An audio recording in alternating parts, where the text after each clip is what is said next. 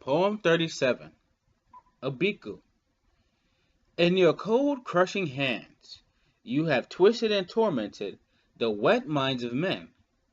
On their naivety you capitalized to toss a trembling, a morbid fear of your expectation and a second coming, their beliefs in the morass of a repetitive cycle of afterlife. For you hurried off brusquely in your first coming.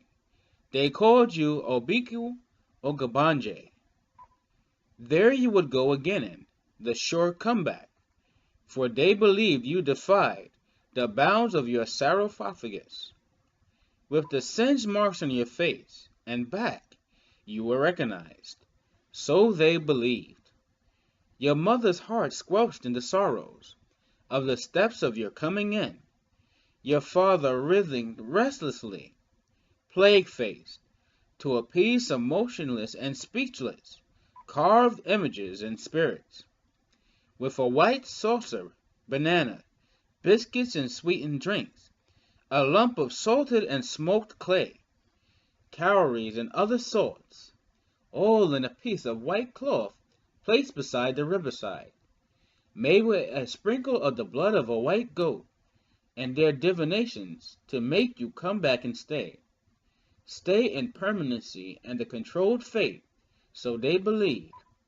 But how relieved men would have been to fathom the troubled spot, the real offenders, the culprits of this repetitive doom, when men believed some forces surely would come to make manifest.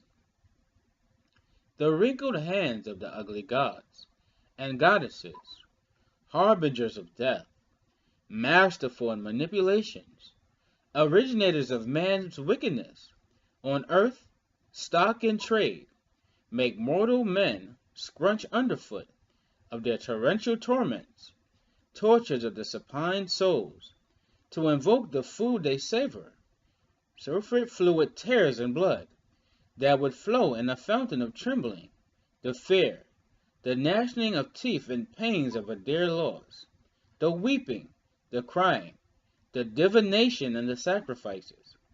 Allegiance by all means, they sought to dab their abnormal noses with a touch of the mortal's worships. They flickered their dragon-like tongues to savor the profuse fluids flowing.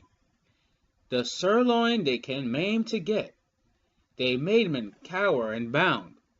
Then with sissels of superstitions and a slag heap of demonic cultures, muddle-headed men to believe they were responsible for functions of the body, that they caused illness and diseases. Mortals trembled, feared, and in worship bowed in their recurring sacrifices to get a certain protection.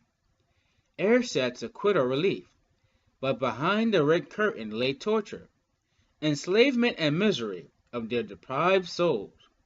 Resist the gods, weaklings they become.